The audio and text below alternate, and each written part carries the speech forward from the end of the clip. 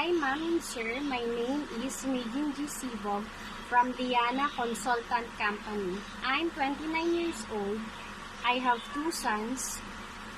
My eldest is 6 years old and my youngest is 2 years old.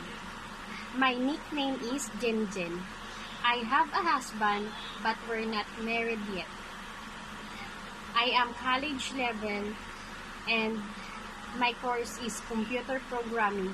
My hobby is singing and watching TV Chinese drama.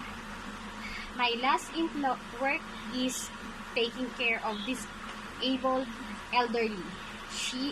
I feed him, taking her a bath, taking her maintenance medicine every day, and I change her diaper when she is wet. I cook her food every day.